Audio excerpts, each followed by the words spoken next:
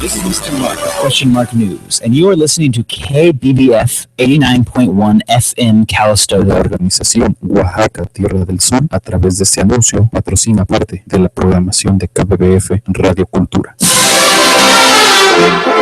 La organización Oaxaca Tierra del Sol, miembro del Comité Mexicano de San Francisco, se enorgullece presentar su magno evento La Guelaguetza 2015, el domingo 19 de julio en el Wells Fargo Center for the Arts en Santa Rosa. Venga y disfrute con su familia de este evento, donde encontrará música, comidas típicas tradicionales, folclore, arte, cultura y atracciones infantiles. La Guelaguetza 2015 en el Condado de Sonoma, desde las 10 de la mañana hasta las 6 de la tarde. Adquisición de boletos el día del evento y en línea al www.guelaguetzatierradelsol.org. Para mayores informes, comunicarse al 415-754-9079.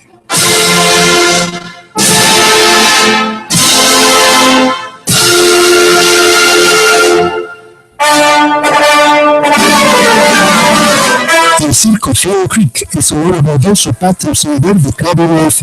Los espectáculos de Flynn Creek combinan las hazañas deportivas con el honor por darle un toque moderno al circo tradicional. El circo tomará lugar en los terrenos de la Feria de Napa, en Calistoga, desde el 23 de julio hasta el 26. Para más información, visite flynncreekcircus.com. Flynn Creek Circus is a proud sponsor of KBBF. Flynn Creek's all-human spectacle of athletic feats and humor combine traditional circus with a modern twist. The circus will be happening at the Napa County Fairgrounds in Calistoga from July 23rd through the 26th. Information available at flynncreekcircus.com.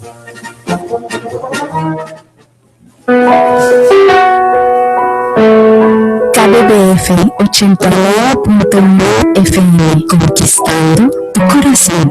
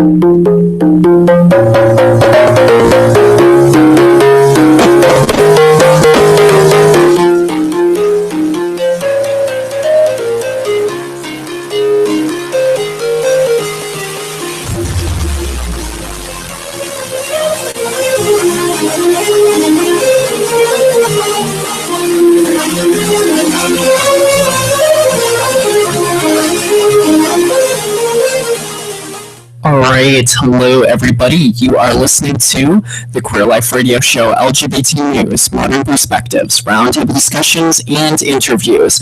I'm your host, Kaiya Kramer, and this is episode 49, and I'll be interviewing Professor Richard Greggory Johnson III from the University of San Francisco. Richard, thank you for joining us this evening. It's my pleasure, Kaiya. Thank you for having me.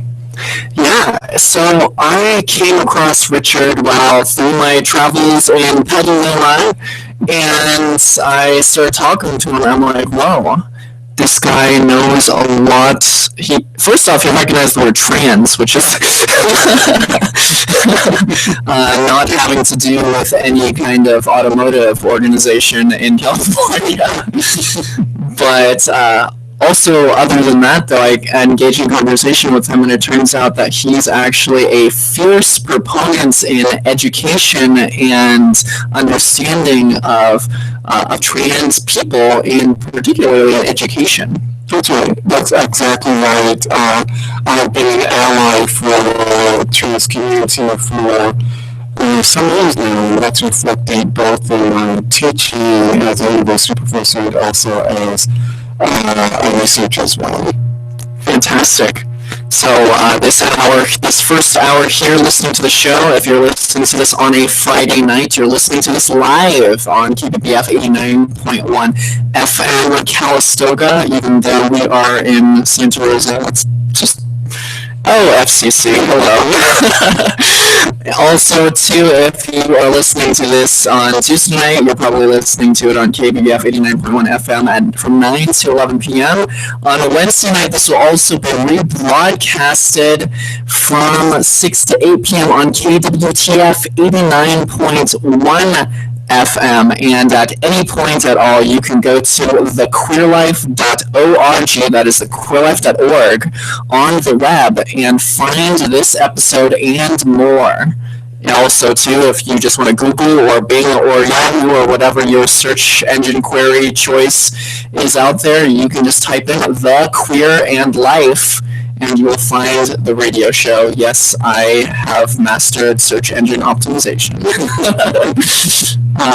In the next hour, if you stay tuned in from the second hour on, I'll be going into the news and perspectives portion of the show. I'll be talking about the word cisgender, or actually we might talk about it during this first hour here. It's one of my favorite words. So it was added to the Oxford English Dictionary. Perspective on the comic Airboy and how it has offended the trans community. American Samoa still won't allow same-sex marriage. Pretty interesting. Janet Mock exposes the real Tyga scandal, desiring trans women should not be shamed. That's something we might talk a little bit about in the first hour. Actually, there's a lot we can talk about. And the last part of the second hour, if you stay tuned, will be another episode of Bill Nye the Science Guy, where he talks about homosexuality and how it's actually perfectly natural. So stay tuned in. You are listening to the Queer Life Radio Show, LGBT news, modern perspectives, roundtable discussions, and interviews. I have way too long of a tagline, but all right. So first question I want to ask you, Richard, is on the Queer Life Radio Show, we share perspectives, and the question I'm going to ask is, what is your gender identity and sexual orientation in terms of LGBTQIA? And just that was a mouthful. But I am biologically male identified and bi. So that's my intersection with the LGBT community. And I seem to be on a roll here. A number of bisexual identified people. Because there's been this sort of common myth that it does not exist. Yeah, that's true. Yeah, but there's a large bisexual community that I think in our society we just don't oftentimes want to acknowledge it. Fantastic. And so I'm speaking with Professor Richard Greggory Johnson III from the University of San Francisco. Richard, can you tell me a little bit about your work and what your specialty is? Sure. So I was called a social equity scholar within the field of public policy administration. And so this specifically means that I focus on issues of race, gender, sexualization, gender identity, and social class, and I try to specifically target topics that I find to interest in the community, and in some places I spoke about last night. We're having a good career. Talking about things that I think are important, so that's I think also Pretty incredible. I mean, you seriously have a broad range of discussion topics just within your own focus study there. So human beings. Exactly. Yeah, I think when I first became a professor, almost a full-time professor, almost 15 years now, and one of the reasons I became a professor is because I felt that I had something to say and something to contribute to the Black community, and it is an exciting thing when you're able to speak for communities that really want to speak for themselves, and communities that are marginalized. So that's been a wonderful opportunity for me to delve into some topics that might not otherwise be explored in higher education, because higher education is still, for the most part, tends to be conservative, depending on which institution you're at. Why would you say that marginalized communities need leadership, such as people as yourself, to represent them?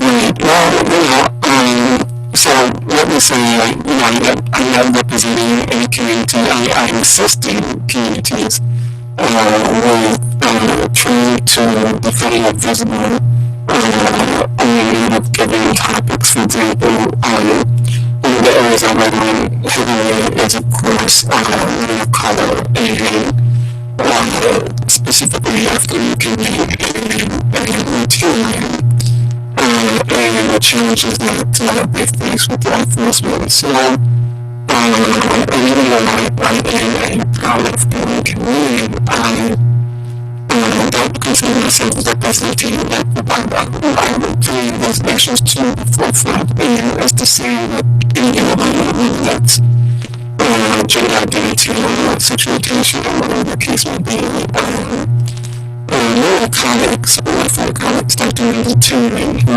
is at the University of North Carolina, Chapel Hill, came out with this article that was quite limited, probably about 4 or 5 years ago. And in the article, Dr. Turing suggests that it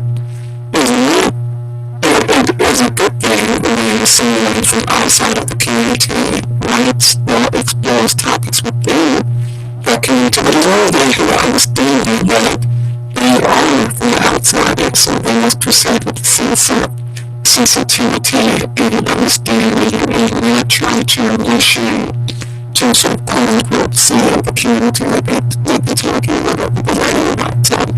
So I'm sitting in a very privileged position, and again, I see my role as helping different communities that might still see it as marginalized at this point. You brought the term ally earlier.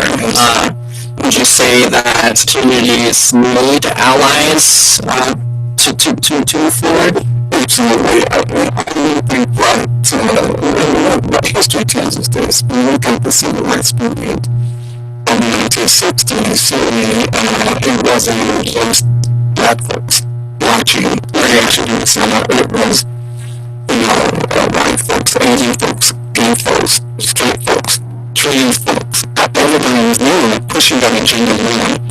And this is how this social movement has gotten foothold in our society, because of allies. Even with the modern day LGBT movement, it wasn't just the LGBT community watching. It took our straight allies to get involved as well. So I think the laws are huge. Before the show, we were talking about how this very station is the first bilingual radio station in the nation, and the need for marginalized communities' voices to be heard has sort of this idea of has been echoing across the last 50, 60, 70 years. And one thing I hear even as we sit here in Sonoma County, which is this beautiful bubble of a fair amount of progression, liberal, quote-unquote, belief.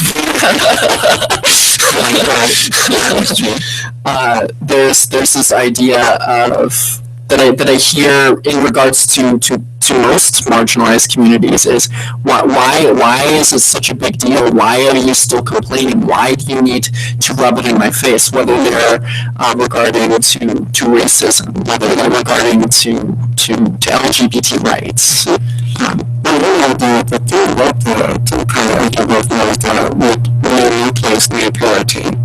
It's therefore communities of color and women and other communities we talked about are equal footing. And we're starting to hear this sexism creeping with Hillary Clinton running for president. People begin to try to discredit her. And I think it's just amazing to me that someone was surprising that these attacks are starting to be launched. So I think that the fight is struggling for teams. And certainly I have a wonderful commentary on NPR. I'm not sure we can use NPR. Oh no, it's fine. It's like one of my favorite stations.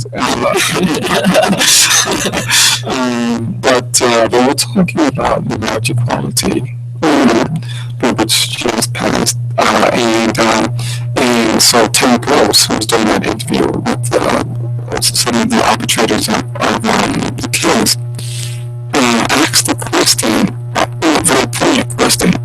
Marriage equality is a lot related, and we still need that movement, and the guest were very dedicated in saying yes, we are, because as soon as the Supreme Court made a decision, the first decision, as you can imagine, parts of the country, communities started finding out how they could attack that decision, whether based on religious beliefs or what have you, and thought they could take it to kind of clubs who refused to give marriage license to same-sex couples. And so therefore the struggle, the movements are still so needed. The transgender movement is I think that's one of the last movements to the least. And it is so important, and it's much needed. And again, the trans community is a priority, and so we need all of our systems to make things happen for not just the community flow. So this is another about social media.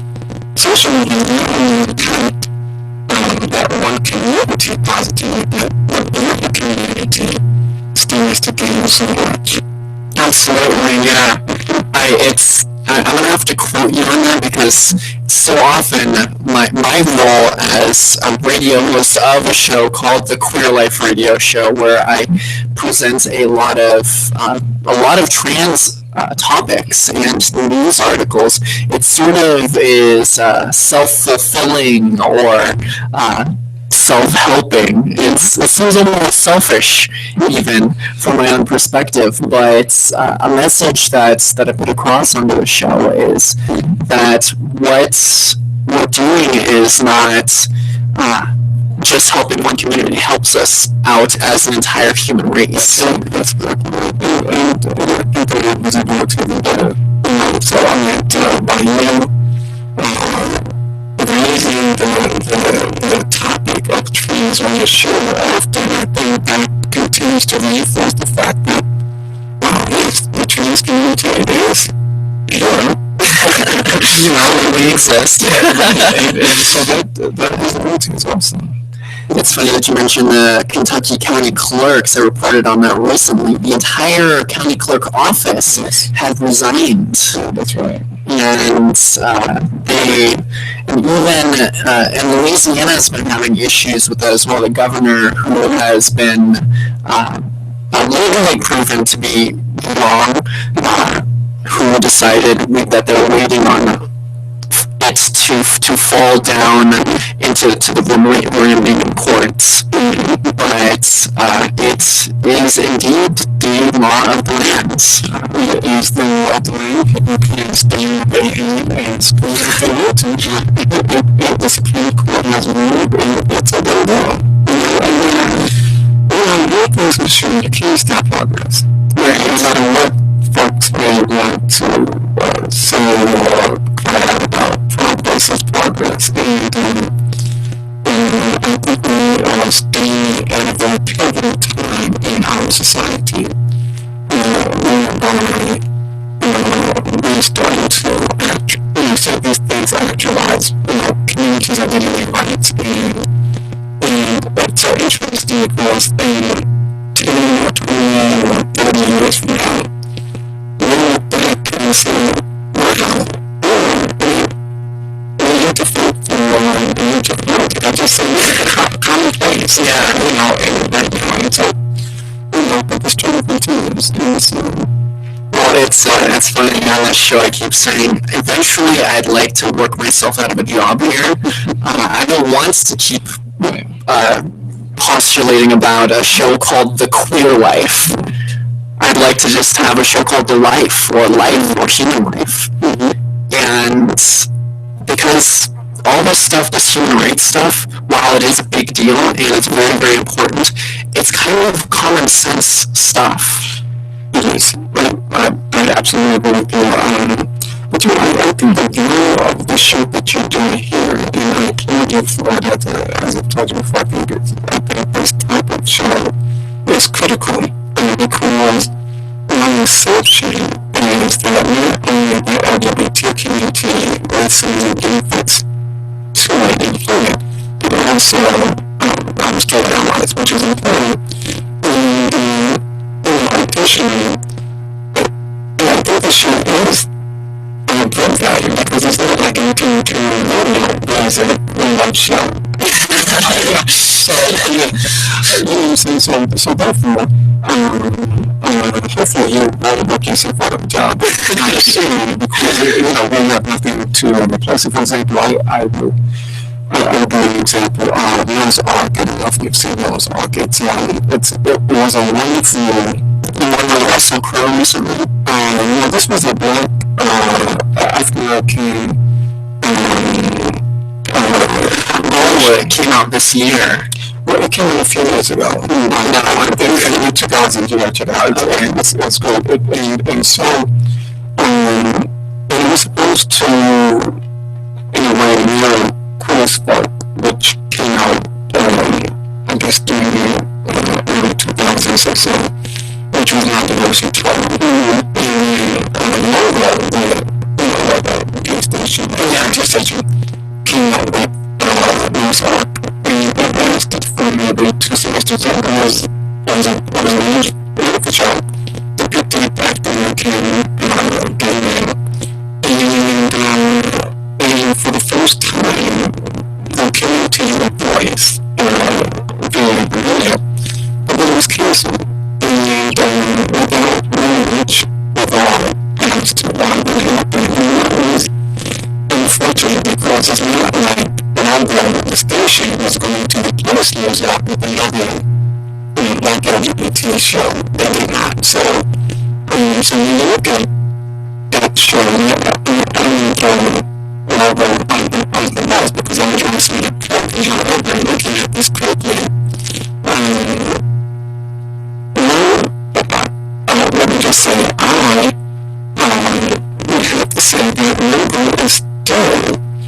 this content is still 5% Caucasian. Right. And without any, I've yet to see anything with Asians and LGBT.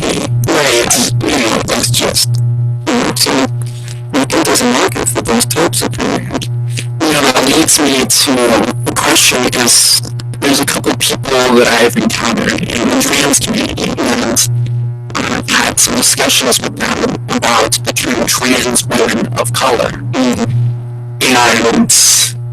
And these people, these trans women who I spoke to were white. And the term trans women of color was difficult for them, because their argument was, well, why do we need a term called trans women of color? We're already a small enough minority group. Why would you want to split us up by color? And what are your thoughts on that? Well, I think that designation is important. And it's easy when you are in a majority community to say, what about me to function off the community and for my understand the argument. So, this is like the least movement during the late 60s and 70s.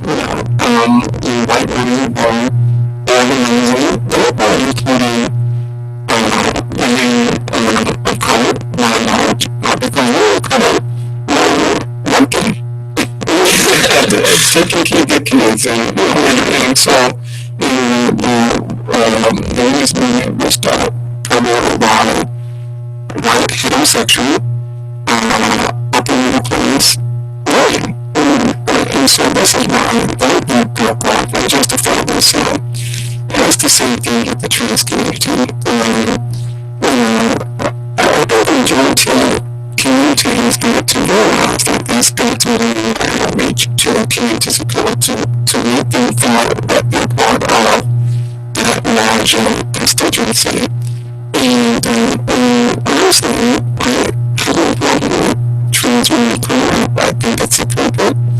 And it's not to say that the collective, what happens is that the majority community feels as though they're somewhat criticized or in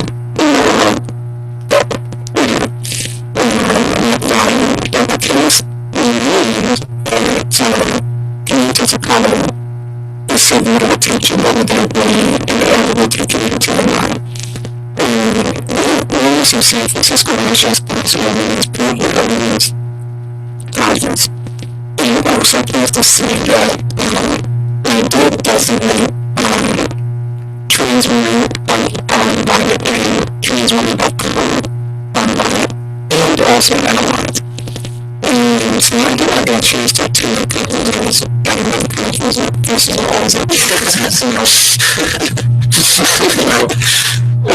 enlightening masses. Without research, but most of the conference was a great success, and I was so pleased to see on fire.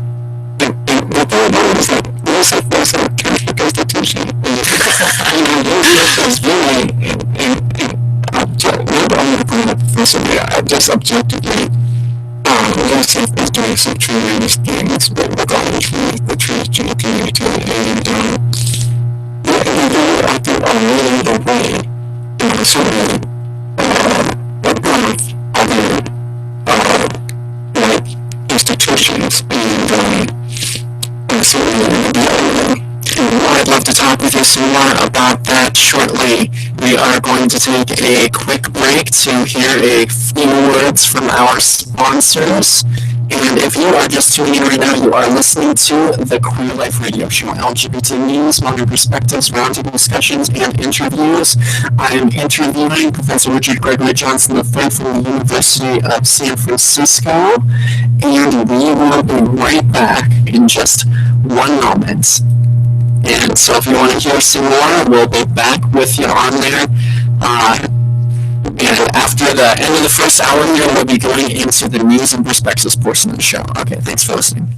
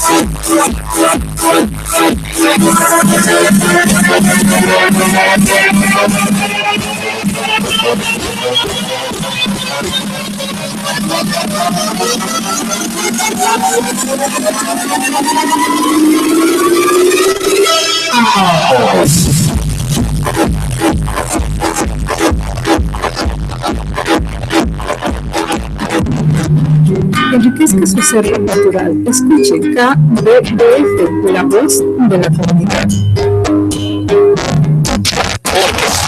La primera estación radio bilingüe en el norte de la bahía. KBBF 89.1 FM, la voz de la comunidad.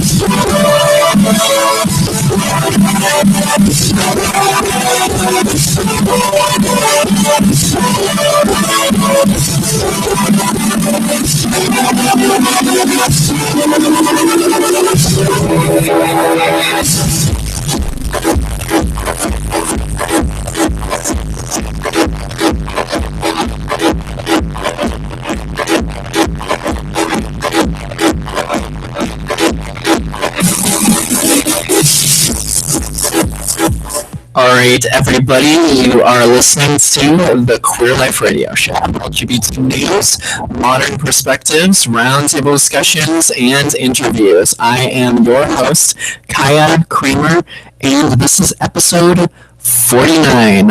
I'm interviewing Professor Richard Gregory Johnson III from the University of San Francisco. Thank you again for coming on the show. It was my great pleasure. Thank you for having me, Kaiya. So we have just been jumping around the board a little bit here, all really important stuff about marginalized communities, issues of race, skin color, subdivisions within said marginalized communities, the need for allies. That's right. Which re-emphasis, yes, we do need allies. Every community needs allies. Again, there's so much work to be done. You can't do it by yourself. No community has been victorious in our history without allies. Even if we went back to the suffragette movement during the 1920s or so, it wasn't only women marching for the vote, but also men marching as well. And so that's important to have allies, and we always make sure that we honor them, but with allies to work as well.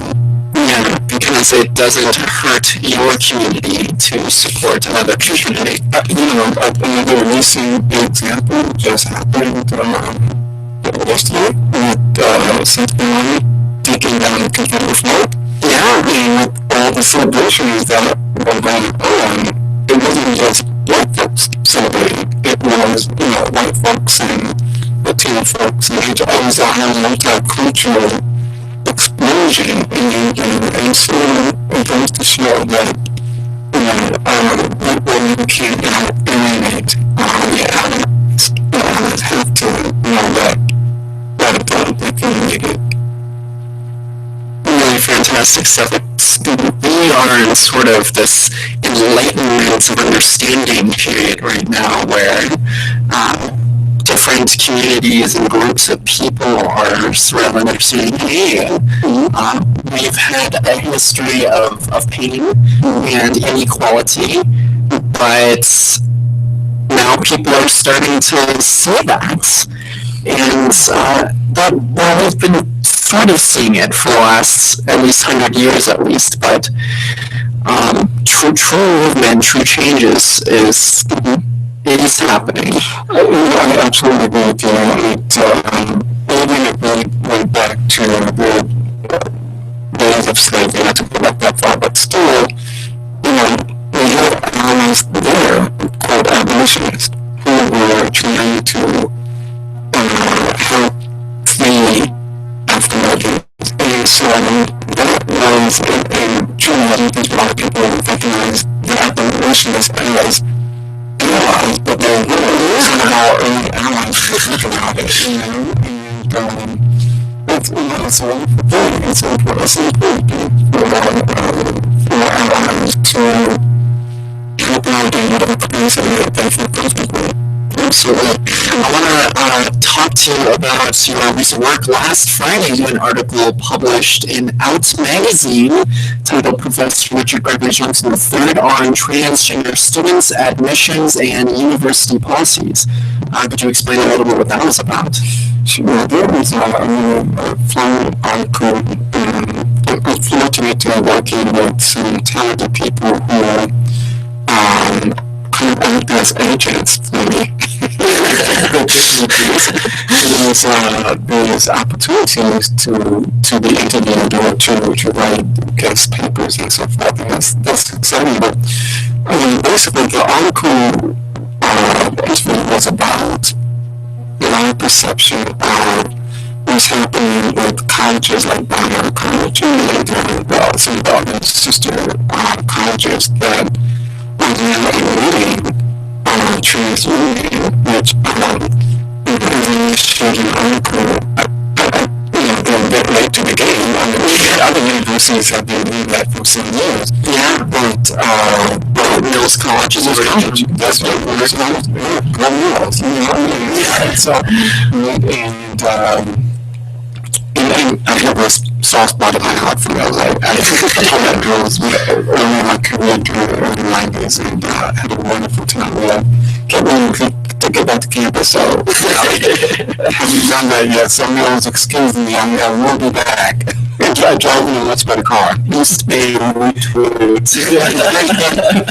right. So, but basically, the article just reinforced the fact that that it is appropriate and it's about time that these colleges, specifically brought up because that's the one that was addressed in the article. It's about time that they are admitting trans women to the institution, and those are phenomenal backlash from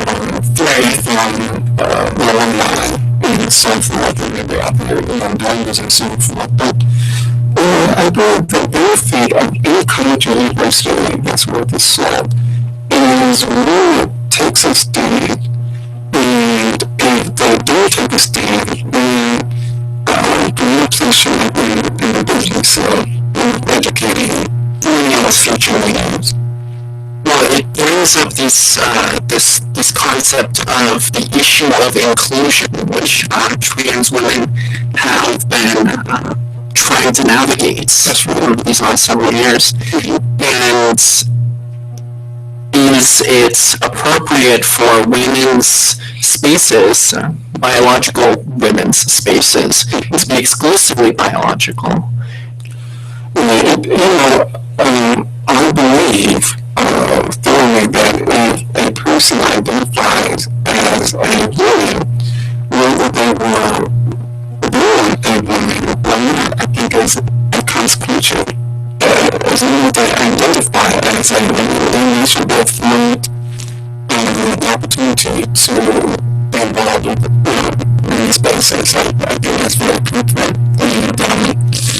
And often when we teach this topic in my classes, public policy, resources management, because most of my classes deal with leadership.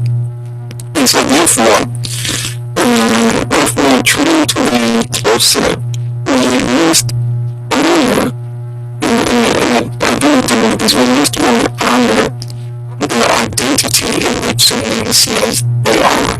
Regardless of what that person is not. Right. It's not that person. If an individual says that they are a woman, then they need to honor that. As has been society's burden.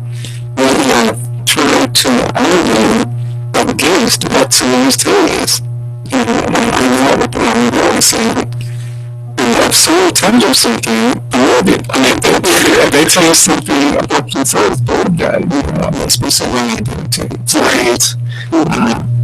Well, presidential candidate Mike Huckabee previously came out and said in a speech that kind of quite opposite is that, well, if he were in high school and he could just say that he were a woman, he'd be going into the women's locker room and watching all the girls shower.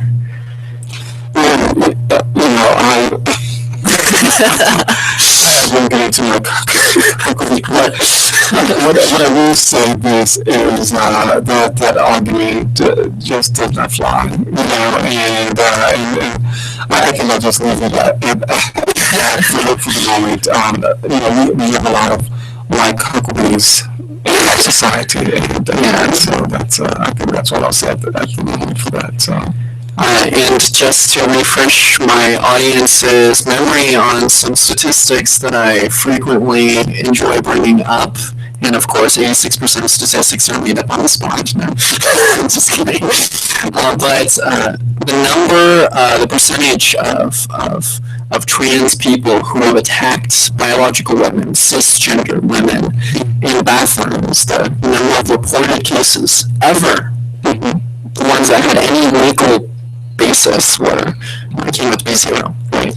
And there's been zero legally reported cases. I would argue, I certainly don't know the statistics, but I would probably argue the same thing with trans men as well. Yeah, I've yet to ever hear a biological man being attacked in a men's restroom by a trans man. I think that most trans men, I would think that most men, right, they want to go into the restroom and do their thing, and they're right, and so it's that type of hysteria that we're operating under that makes it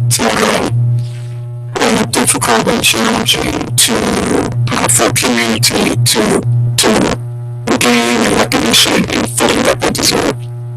Right. There was over the last 6 months here, there was a young trans man who took a selfie of himself in a women's bathroom next to a biological woman. She was putting on lipstick, and it was obviously overly done, but it was to point out, does this man belong in the women's restroom? Exactly, right. There's a lot of conversation also about prisons. Do trans, women belong in a men's prison, which is absurd.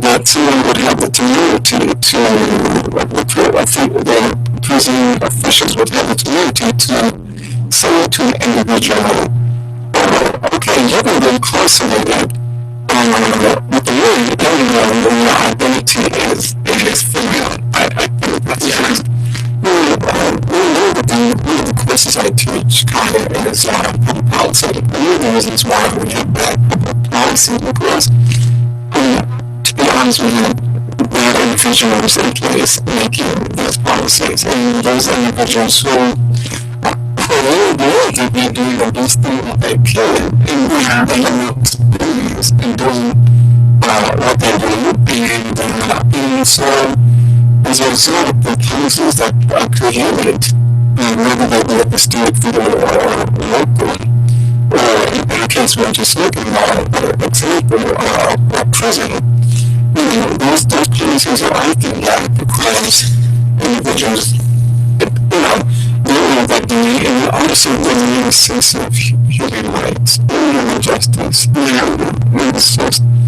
it's really unfortunate. So I think that as time goes on, we'll be hearing more about this, the prison population and transgender individuals that are incarcerated. One accident does need to change. Recently, I reported on a trans woman in a prison in Georgia who was put incarcerated with the men, of course, but also too, she had started hormone replacement therapy at the age of 18. She was incarcerated at 28 years old. She's now 32, and not once did they give her medically necessary hormones. Because I believe that's at least the law, if I'm not mistaken. I think that the prison can't refuse medications to the inmate.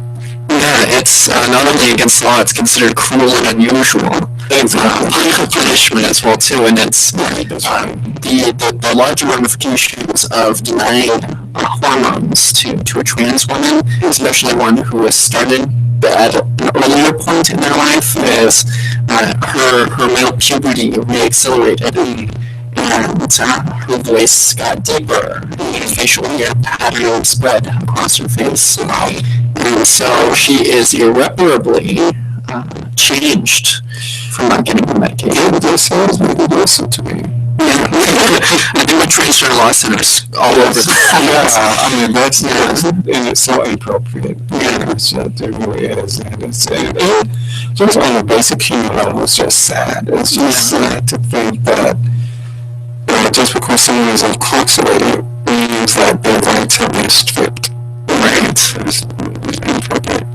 Going back to the universities and colleges, why would you say it's important for colleges to adopt new admissions policies in regards to trans students? Well, this is the 21st century. And which you're going to watch. Yeah, that's right.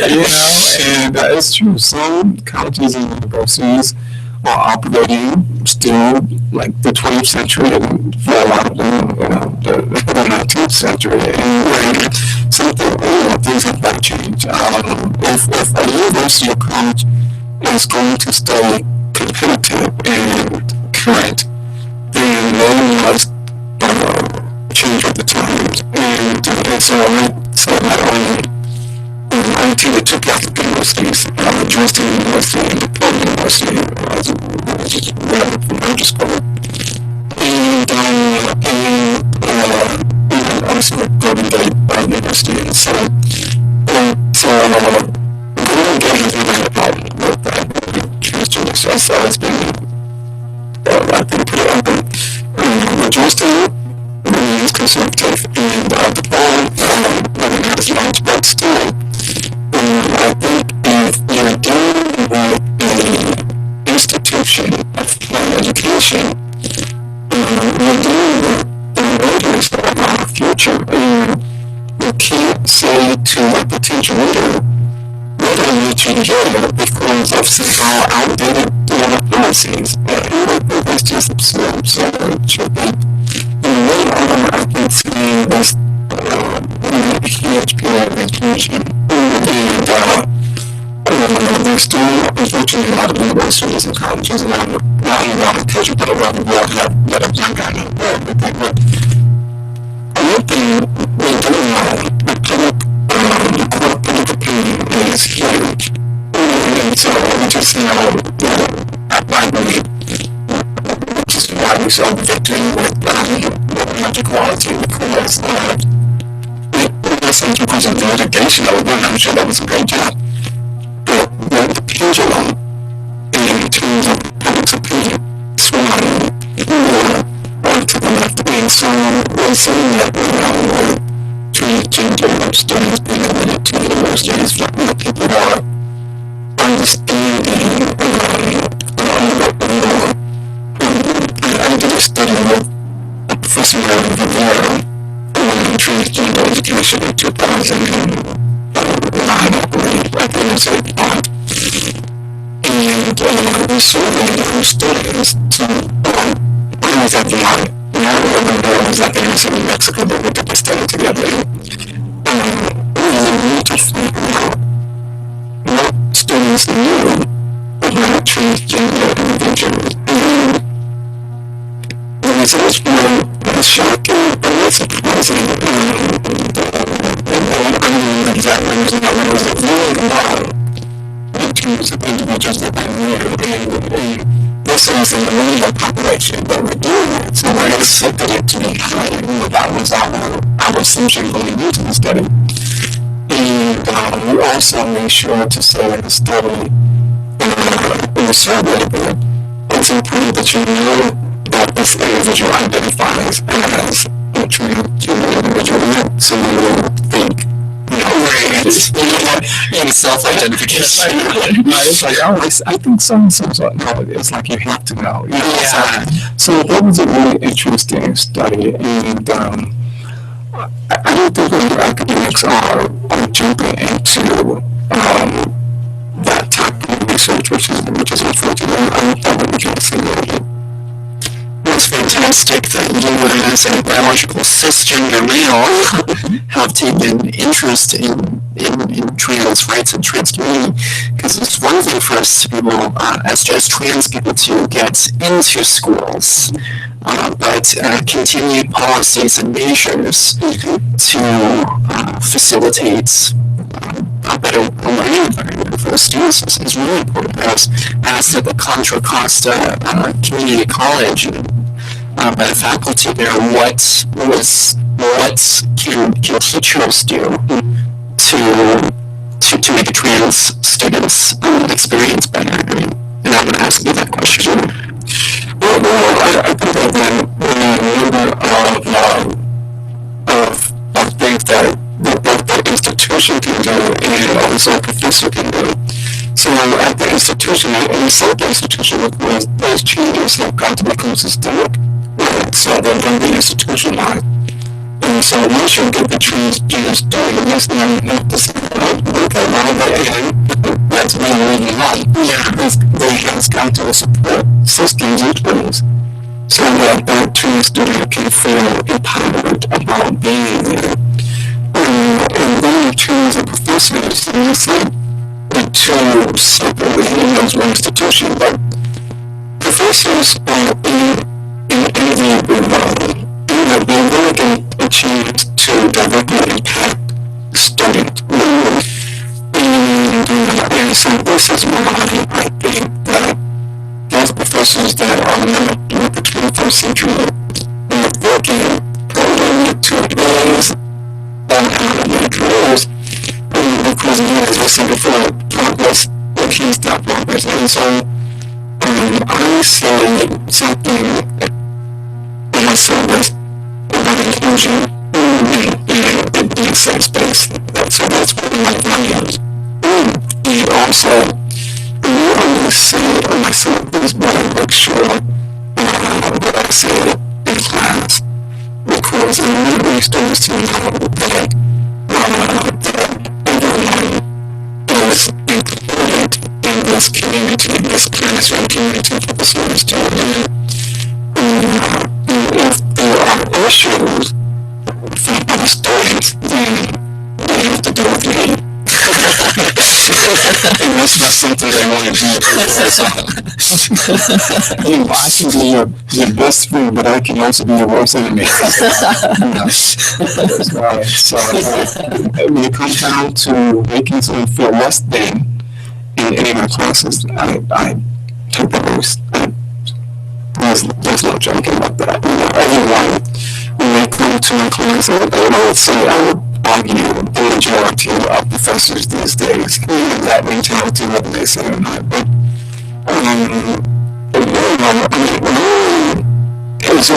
it has any challenges already. Right? We create an environment that's filled with hostility and teaching and so on and so forth. And it wasn't meant to say that I promote healthy dialogue in my class.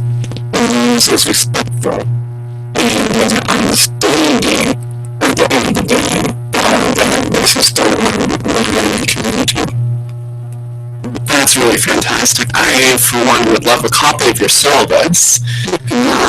Because I really like that idea of this an inclusive language in the syllabus. I've never seen that, but I've had most of my professors, if not all of them, actually I would say all of my professors have been extremely inclusive in terms of my trans identity, where it was a non-issue, which is where I'd like it to be. Right. But being mentioned to show that a sort of awareness is very powerful. Mm-hmm.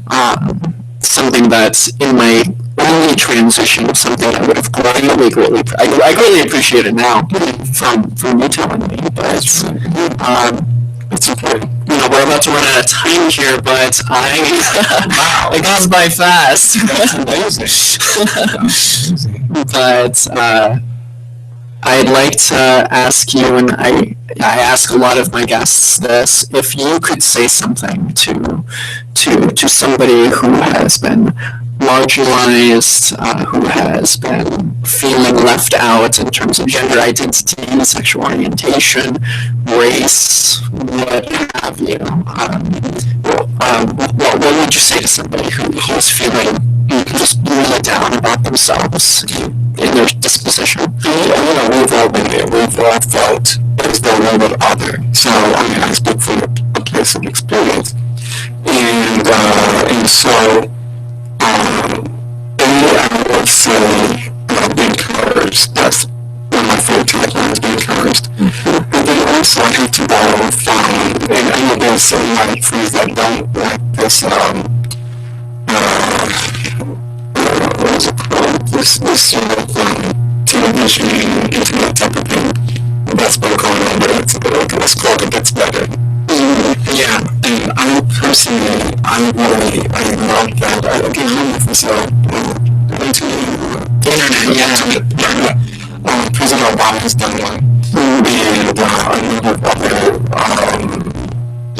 straight allies have done one. Have to respond, and I believe that it gets better. It gets better. The week is to all be encouraged and to seek out individuals that can make it feel better, that can help them see that it's not always so dark, but from the city vision. And I'm so proud that we worked as a LGBT high school. We had I think I started during 2005, if I'm not mistaken, but I think how exciting to be a school where a high school, a public high school where a person can go and build themselves and I'm sure allies can attend high school too, but I just think that it's not that you're trying to get a rise in the entire community, but sometimes the community needs a safe space identity. Absolutely, and so to sitting and saying, that's awesome. Right on. And I want to say right on to you for joining us on this interview today. Thank you so much for joining me today. It's my great pleasure. Okay, you are listening to the Queer Life Radio Show, LGBT news, modern perspectives, roundtable discussions, and interviews. This has been my interview with Professor Richard Greggory Johnson III from the University of San Francisco. We're going to have our news hour on very soon. Stay tuned.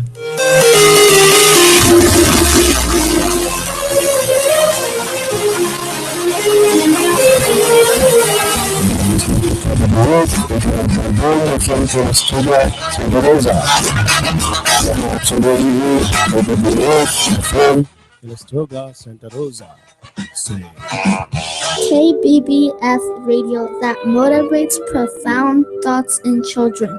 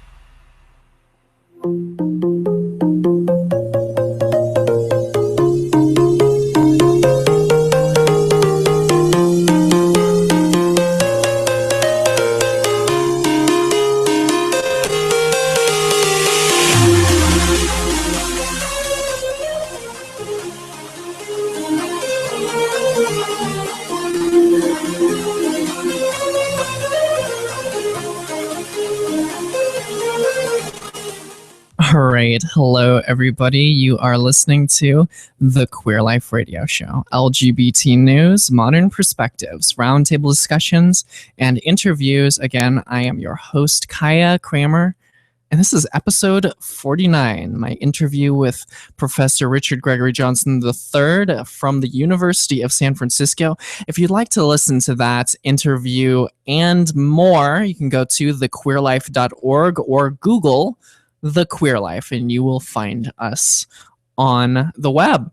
Also, too, feel free to follow us on Facebook, facebook.com/thequeerlife. Tweet us at any time at all, at The Queer Life, or if you like email, just go to thequeerlife.org/contact, or just hit the contact button on our website. And I really do enjoy going through the listeners' emails and just seeing how this show has affected you, whether you agree with what I've been saying on the show, or if you disagree even, that's fine too. We don't all have to be nodding our heads in unison, and that's just a part of the human experience. So I just want to say that I'm really happy to have done the interview with Professor Richard Greggory Johnson III. And if you are just tuning in now, just again, go to the website, listen to it. It's on the YouTube feed. Subscribe to the podcast. It'll be a higher quality version because of the live stream constraints. It's the powers of the interwebs away. So fantastic stuff. But if you are listening right now, and this is the second hour, it's 7 minutes after the hour. And it is now our news hour, LGBT news, modern perspectives. So the first up article I have for you today is it's a little audio clip actually from Bill Nye. Bill Nye explains why homosexuality is perfectly natural, why being gay is perfectly natural, because there's been a lot of discussion and discourse out there about whether or not being gay is something that happens in nature, whether it's a choice, whether it's a human choice. And so Bill Nye, he covers that. And so it's actually pretty interesting. I just remember being a kid and listening to Bill Nye the Science Guy and just like absolutely just loving it. And here he is talking about my community here and going into it. So here we go. Bill Nye the Science Guy. Hi, Bill. This is Jason Gotts from Big Think. I'm reading a question that somebody submitted in written form. He wished to remain anonymous, but it seemed like a question that it would be good to have you answer. I have a question about homosexuality, he asks. If the purpose of a species is to reproduce and survive, how would it make sense evolutionarily for humans to have same-sex preferences? Are humans the only ones who practice homosexuality? And if so, does this mean that homosexuality is a product of humans' personal whim as opposed to instinct? So when I was growing up, there was this controversial and super best-selling book called The Naked Ape. And this guy, the author, Desmond Morris, claimed, I guess he documented, that there is homosexual behavior among primates. And the way I remember it, I haven't read it in many years, was chimpanzees and bonobos exhibit homosexual behavior. And the answer nowadays that we give to everybody about this is it's a spectrum. I don't know about you, but I have known a great many gay men who are married, who have babies, who have kids. So I'm not an authority on this. I'm an observer of the human condition. Apparently, there's a spectrum. Some people are more inclined to have sex with people of their same sex than others.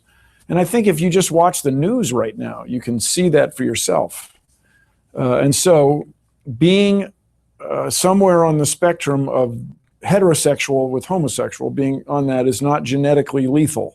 You still have kids anyway. And you'll hear people talk about the feminine side. You'll hear people talk about the masculine side.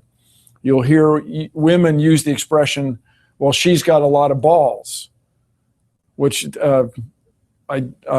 can't literally be true if we're using balls in that conventional construction.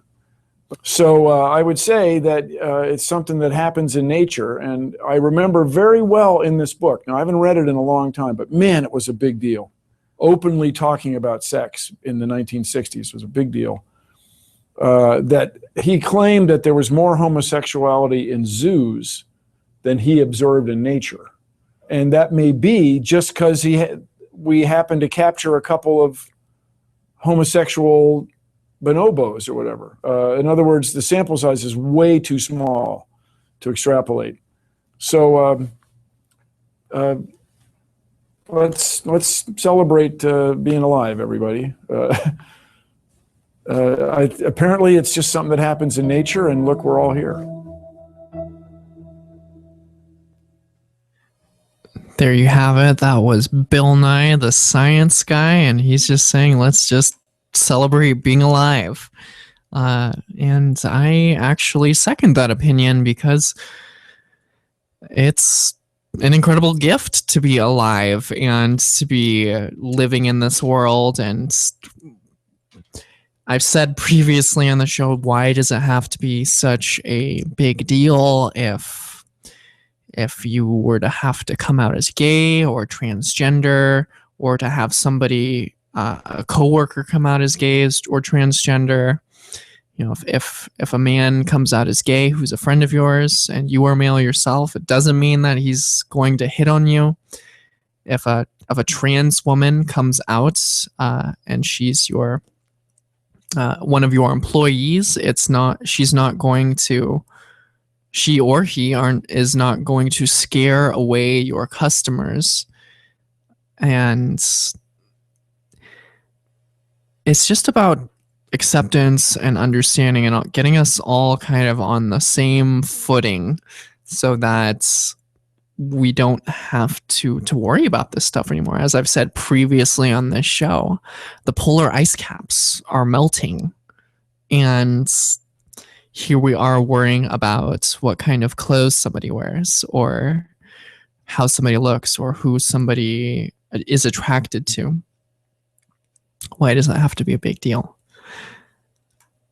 You can watch that audio clip, which is actually a video clip, on thequeerlife.org. This is episode 49, interview with Professor Richard Gregory Johnson III from the University of San Francisco, which was in the last hour, which you can find on thequeerlife.org. You can find the video for Bill Nye on that page as well. There's a link under current events. Next article up on the list is from planettransgender.com. Claire Renee Koner writes, "Word up, cisgender is added to the Oxford English Dictionary." Every year, the Oxford English Dictionary, OED, releases its list of newly added words, and the second quarter of 2015 saw the addition of over 500 new entries. Crowdfund, twerk, Blu-ray, interweb, and intersectionality are just a small sample of what was officially entered into our lexicon this year.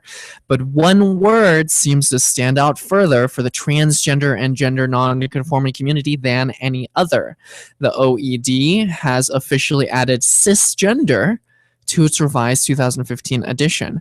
And mind you, we've actually talked about the word cisgender numerous times on this show here, and how it came to be and its usage, and what it means to be cisgender, or to use the word cisgender. The usage of the word seems to be relatively new, especially with the sudden visibility and acceptance of people who are transgender over the last few years. But the term has been around for slightly more than a century.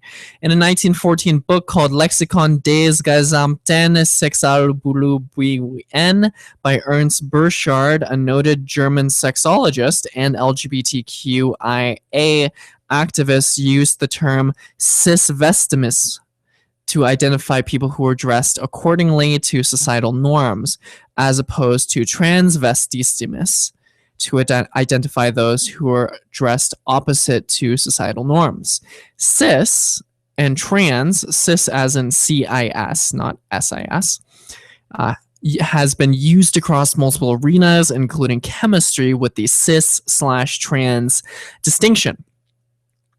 In genetics, with the cis/trans test, also known as the complementation test, or in the northern part of Italy, known as the cis-alpine. Gaul, meaning on this side of, cis, the Gaul Alps. In this case, it is merely being used as a reference to align gender identity with assigned sex. So it's aligning, so cis meaning on the same side of, and gender. So you align on yourself, your gender identity, on the same side of the gender that you were assigned at birth, or your biological gender.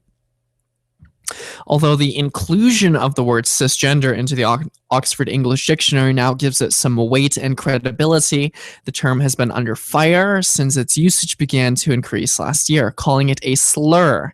The non-trans community, as in everybody except for trans people, has in part rejected this term and have tried to accuse the trans community of what they call cisphobia, or fear of non-trans people.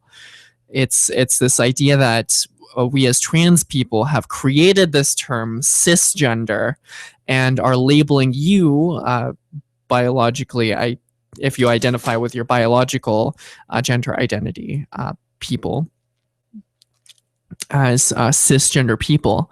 And just from my own perspective as the host of the Queer Life Radio Show and a trans woman of color, I'm going to say right out that the term cisgender is not meant to appropriate any labels upon you. It's not meant to tell you who you are. It's just a scientific way to distinguish between trans people in a way that's more scientific. Transgender meaning identifying across or beyond the gender that you identify with from birth, and cisgender, meaning you identify with the gender that you were assigned at birth. And it's just a way for us to academically identify people more clearly instead of transgender people and normal people. Just for at the moment, we don't have any better words. I know some people don't like the sound of the word. Cis has this very strong S sounds, which are very sharp to the ear. And I study language a lot as somebody who speaks a lot on the radio, because the way we use language is able to emote different feelings and evoke different feelings within the listener of certain words. If you say a word a certain way with a certain sort of emphasis, that it can cause a different effect on the other person. Interweb discussions ranging from cis is a slur, it doesn't belong in any dictionary, to we already have words for just cisgender, those are woman and man, have peppered the comments sections of articles using the word cisgender, but there has been no organized attempt by any group to discredit the word. I know a lot of you listeners out there are probably going, well, I'm not a cisgender, I'm just a man, or I'm not a cisgender, I'm just a woman.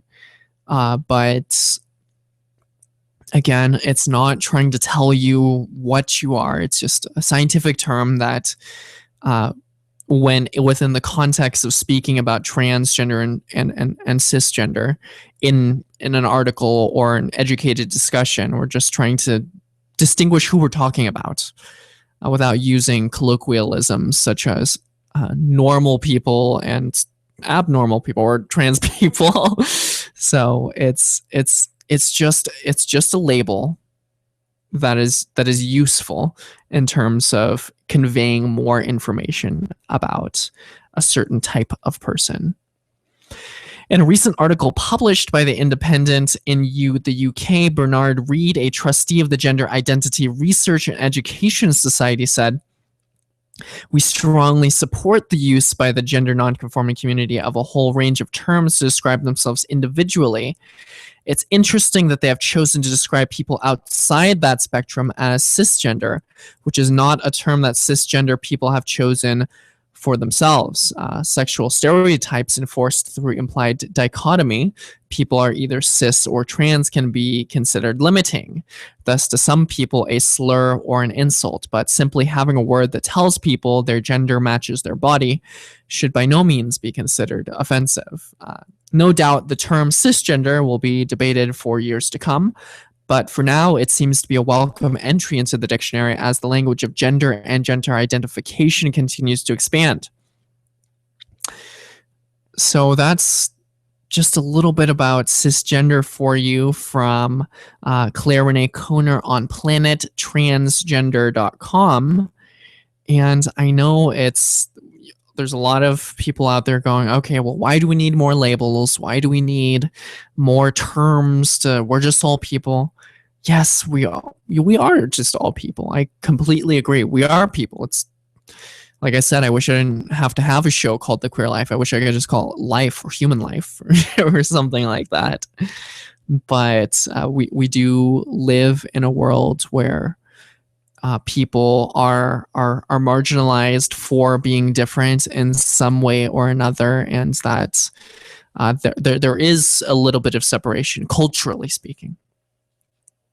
So it's identifying that and being able to speak appropriately to certain subgroups. I know a lot of listeners out there would say, if I were to say something like, oh, well, there's no difference between white people and Latinos. I know a lot of you out there listening are going, oh, no. There is a huge difference. And yes, I know that very, very well, there are differences. We do share the common experience of being human beings, but being human beings on planet Earth, we all have different experiences depending on where we live, depending on what our skin color is, depending on what our nationality is, depending on where we grew up. It's pretty interesting living here as an earthling, if you will. On to the next article here from Amy Walker on planettransgender.com. She writes, image comic Airboy offends transgender community. So the comic called Airboy has offended the transgender community through some of its content. Comic book writer James Robinson has come under fire this week after the second issue of his Image published book Airboy was released. A semi-autobiographical story that follows a fictionalized James Robinson and the book's artist Greg Hankel as they do drugs and drink alcohol to the point where reality begins to fall apart, and the two of them share a collective hallucination of 1950s comic book character Airboy coming to life in their world. The second issue of the book sees Robinson and Hinkle take Airboy to a bar where the character quickly gets enthralled by the beautiful women around him. Hinkle and Robinson are fully aware that the bar is full of transgender women, and Hinkle begins to try and explain this. However, Robinson cuts him off and allows Airboy to go off and party. Robinson then turns to Hinkle and says to him, what are you thinking? Don't tell him this place is filled with, quote, trannies and drag queens. He'll flip out. Later in the issue, we see both Robinson and Airboy in the bathroom stalls receiving oral sex from transgender women who are drawn with their skirts hitched up and their genitals hanging out. I would imagine either for comedic effect or to disturb the reader. Afterwards, Hinkle says to Robinson, "You've got, quote, blown by a tranny." Finally, Airboy comes storming back in a rage after discovering the woman giving him oral sex was, quote, a woman with a penis. After asking him to return the favor, he even asks Robinson, "So your girl was a man as well," before storming off complaining about the, quote, sick, ugly, and degenerate world.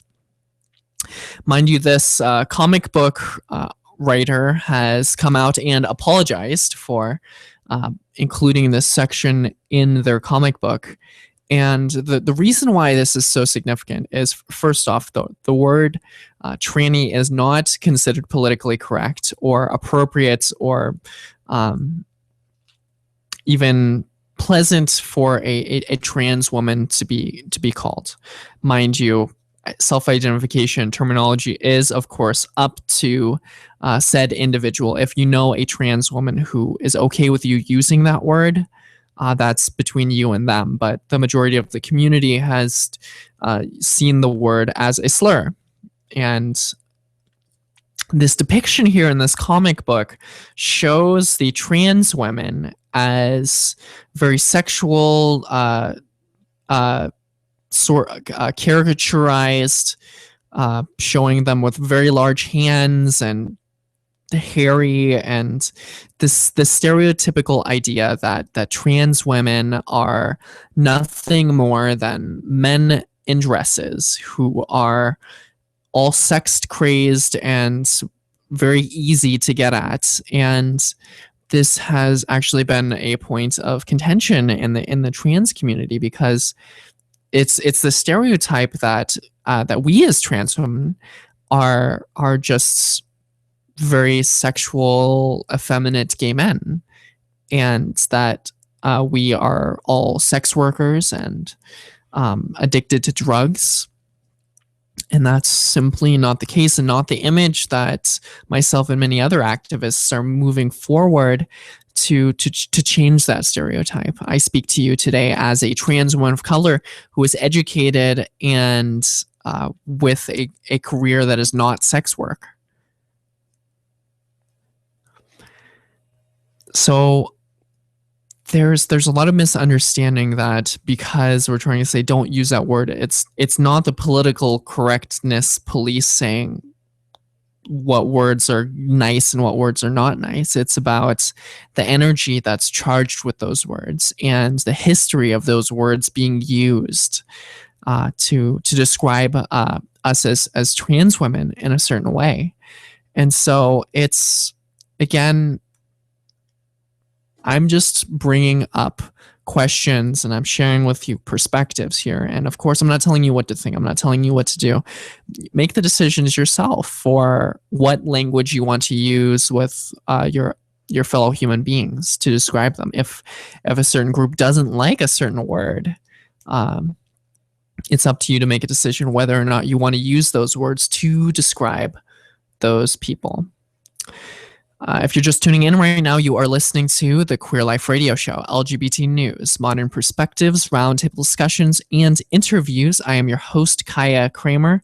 If you're just, again, like I said, if you're just tuning in and you like to listen to the beginning of the show, which this is episode 49, my interview with Professor Richard Greggory Johnson III from the University of San Francisco.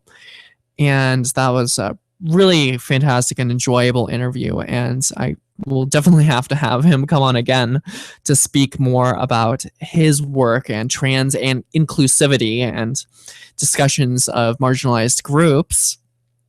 but also to check that out. It's on thequeerlife.org. This is episode 49. Just click the link and you can see this current episode. Also subscribe to our podcast. Just search for The Queer Life, one word, and you'll find us on there, or just go to the queerlife.org website and we've got a podcast link right there on the side for you. It doesn't matter if you've got an iPhone or Android or what have you, you can get podcasts. So really amazing and incredible stuff. All right, we will be back after a short word from our sponsors. Again, you are listening to the Queer Life Radio Show.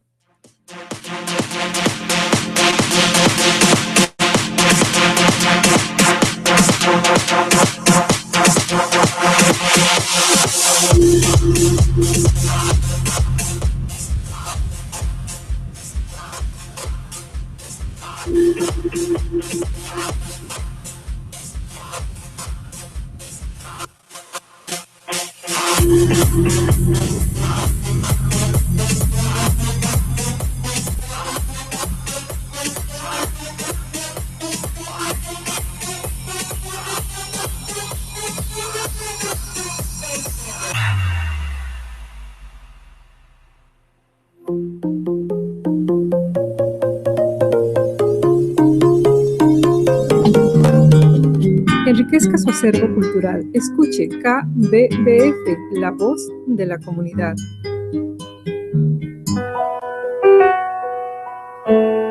KBBF 89.1 FM, conquistando tu corazón.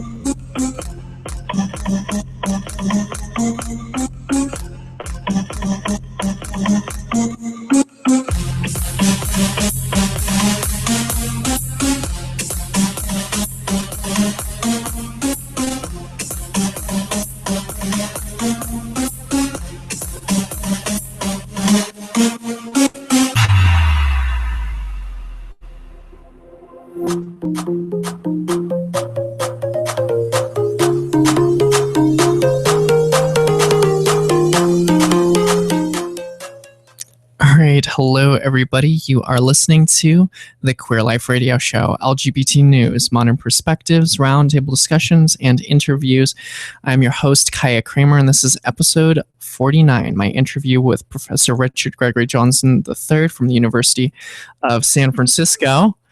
And again, like I said, you can find this show on thequeerlife.org and more. I just got a call from a listener that was recommended to watch on pbs.org, the show Frontline, a series called Growing Up Trans, which I will be checking out myself. PBS has been a fine public TV and radio provider out there too. And as I've shared previously on this show, I love the story of kids who are sharing what they're going through in terms of their own transgender identity. And I'm just really moved by the idea that the kids are brave enough today to say to their parents, "Hey mom, I feel like a girl and they were born a boy," or "Hey mom, I feel like I was supposed to be a boy and having been born a girl." And so that's a really big change for this modern era that we live in, that kids can come out and say this. I remember myself as a little kid, thinking that I would die before I let anybody know that I felt like a girl.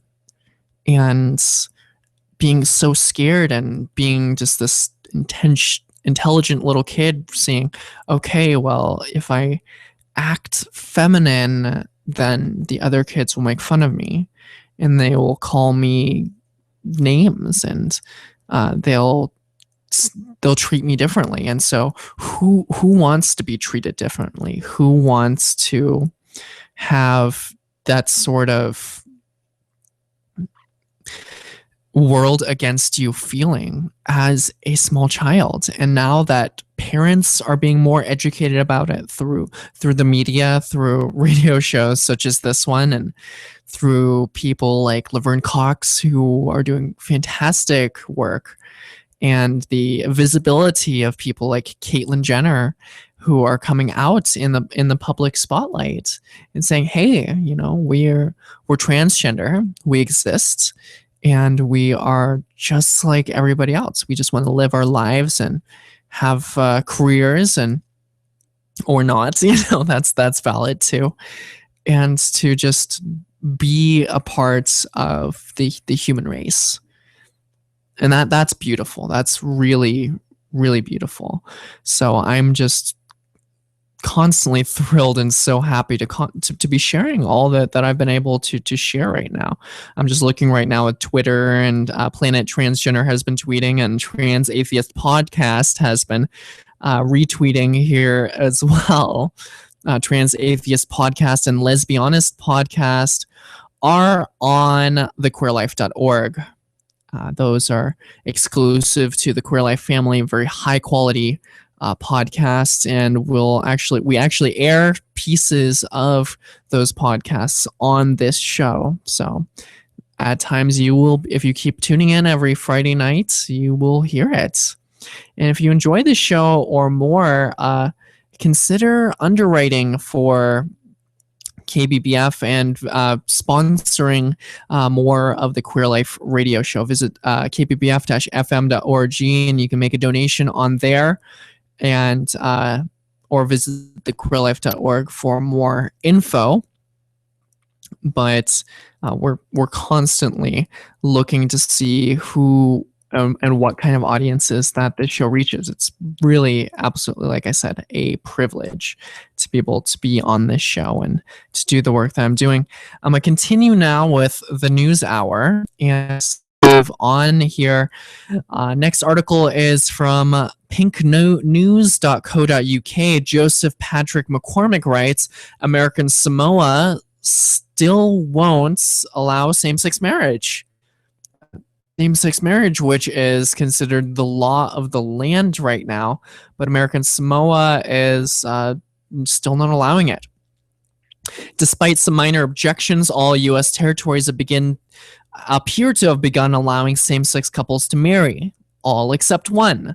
American Samoa remains the only territory of the U.S. to still be holding out against the recent Supreme Court ruling that all couples, straight or gay, have a constitutional right to marry. Despite many saying the change should go into effect immediately, the Attorney General of the Pacific Island, Talauega Eleazalo Ale, says the decision is still being reviewed. Quote, we're still reviewing the decision to determine its applicability to American Samoa, and I have no specific comments at this time, he said. Going on, he said he did not know whether the law would affect the territory. One university professor, Rose Quilcin-Villazor of California Davis's Law School, told the AP that the implementation of same-sex marriage should be, quote, unquestioned. Although U.S. territories have some self-governance rights, the marriage is not included in that. No same-sex couples have applied for a marriage license yet in American Samoa. Others, such as Puerto Rico and Guam, have already implemented the change. That was from Joseph Patrick McCormick on pinknews.co.uk. You can find that article and more on thequeerlife.org. Next article we have up here on the list is from advocate.com, Mitch Kellaway writes, Janet Mock exposes the real Kaiya scandal, quote, desiring trans women should not be shamed. As rumors continued to swirl about an alleged affair between rapper Kaiya and transgender model and porn actress Mia Isabella, Janet Mock chimed in on her MSNBC shift show So Popular Friday with her usual social justice minded savvy. Quote, this story hit the internet with the intent to shame Kaiya, Mock pointed out. There's the nude piece, the affair piece, and of course the being caught with a trans woman piece. Before illuminating the shame and, quote, stigma, she says, is attached to dating trans women, Mock recapped the details of the scandal revealed Monday by trans entertainment blogger B. Scott. Kaiya, 25, has allegedly been having a 3-year affair with Isabella, as reflected by sexual text messages, including a picture of the rapper's penis reportedly sent from his phone. While Kaiya has denied the affair and continues to date Kylie Jenner, 17-year-old daughter of trans former Olympian Caitlyn Jenner, his lawyer, Lee Hutton, confirmed to TMZ that the pictures were authentic. Hutton claimed, however, that rather than being sent by Kaiya himself, the messages were sent by others conspiring to, quote, maliciously shame the rapper. But Kaiya's shame is not what Mock, and by virtue of watching her, viewers should be most concerned about, she says, explaining that the millions of men who desire trans women in secret should have conversations amongst themselves and in their communities. She asserts that instead she's invested in what this public shaming does to the women who are kept in the dark, made to feel they are unworthy of love and acknowledgement, who are made to feel as if they are only deserving of ridicule and violence. It's a topic she's articulately tackled before in one of her website's most popular essays, quote, how society shames men dating trans men and how this affects our lives, and which was also recently addressed by trans actress Laverne Cox.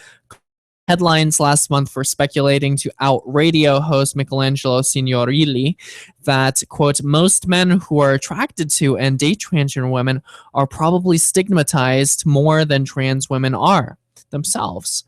Both women's statements seem to concur that, as Mock put it, people's bodies, their attractions and sexuality should not be policed or shamed. There are many kinds of women as there are many kinds of men, and there's nothing shameful, laughable, or headline-worthy about that. Isabella notably also addressed the topic today in her first statement since the text messages came to light, telling E! News, quote, it's very sad that the idea of a man loving a trans person has to be considered a scandal when all people are equal. Am I not an American with the right to love and live as I choose with whoever I choose? If a celebrated man loves a transgender woman, or possibly did, that's news. It shouldn't be news. It should be normal for anyone and everyone to be allowed to love who they choose. And in terms of my own commentary on that, as a trans woman who has dated out there in the world, there is a lot of stigmatization for the men who date trans women, or for even the women who date trans women or trans men. It's the idea that if you are a quote unquote straight man and you date a trans woman, people will look on you and say, oh, well, that's gay because she has a penis. But let's look at what sexual orientation is. Sexual orientation is the gender of the person that you are sexually attracted to. Sexual orientation is not about genitals. Sexual orientation is about the gender identity of the person. If a man were to be sexually attracted to someone who identifies as a woman, trans or not, that man is a straight man, according to definitions and the usage for this day, at least in this time.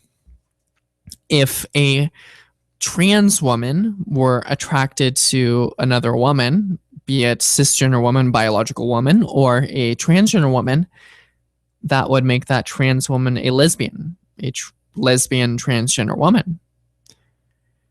And it's this article that I'm sharing with you is, while it just happened recently, this story has been happening over and over and over again. There's been rappers and celebrities. Tom Cruise has been, quote unquote, caught with a transsexual prostitute, and it was considered a big deal. And the rapper Soulja Boy was also seen with transgender women before, and it's not the trans women who are actually being shamed in this sense. They are for being put in this spotlight, but it's the straight biological men, because for some reason in our society it's seen as deviant to be attracted to a transgender woman. It's considered a fetish to be sexually attracted to a transgender woman. And it's going to take a lot of education and understanding to realize that does it even matter? I mean, really, does it matter if you are attracted to a woman who might have been born with a penis?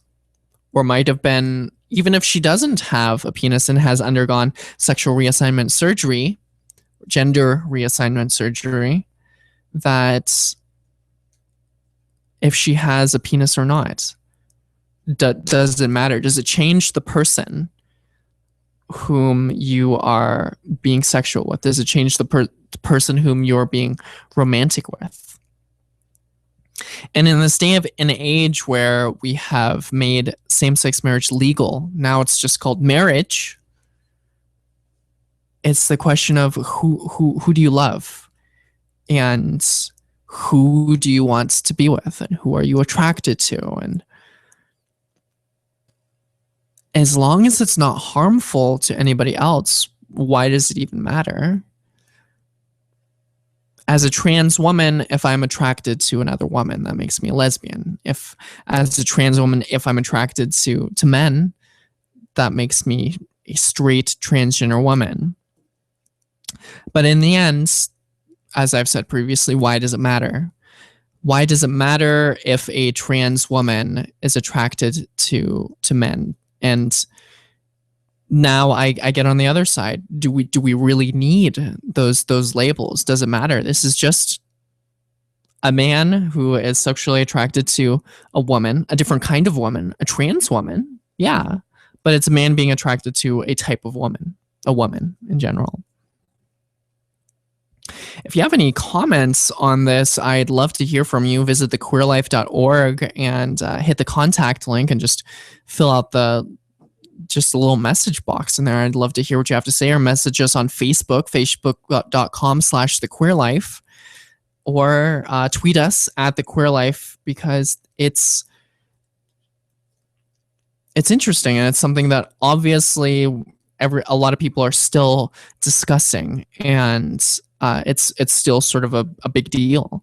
And I know, at least in the beginning of my own transition, a lot of people were asking me, oh, okay, so, and at the time I was with a girlfriend. Somebody said to me, oh, so when are you going to break up with your girlfriend? This was years ago. And I said, what? So you're transgender now, so that means you must like men. No, actually, the gender identity and sexual orientation are two very different things. And so we can't make assumptions about who somebody is sexually attracted to in terms of gender identity. I'm not speaking about I'm not going to go into too much detail about my own dating and personal life, but it's why does it matter? And assuming that just because somebody who's coming out as a transgender woman is just attracted to men is, again, imposing stereotypes and saying that perhaps that they culturally be attracted to men. But this is just the state of understanding that's going on right now, and that's being changed with, as I said before, more understanding, more knowledge, and more education about this. Do the research, go out there, go online. I've got a lot of resources on thequeerlife.org explaining this stuff.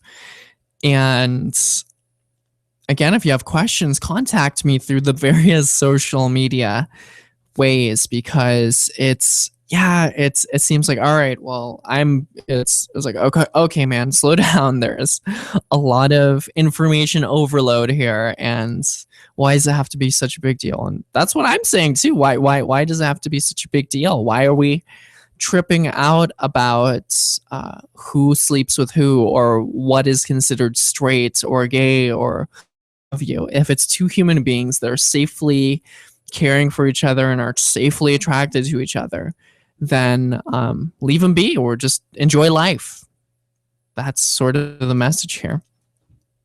And as I say on numerous shows before, if you are at a point where you are feeling down and your gender identity, or you're questioning your sexual orientation, and you're thinking that you're less than because you think you might be gay, or you think you might be lesbian or transgender or what have you, I just want to let you know from my own experience that, as I was talking about with Professor Johnson earlier, that it's going to be okay, that it gets better.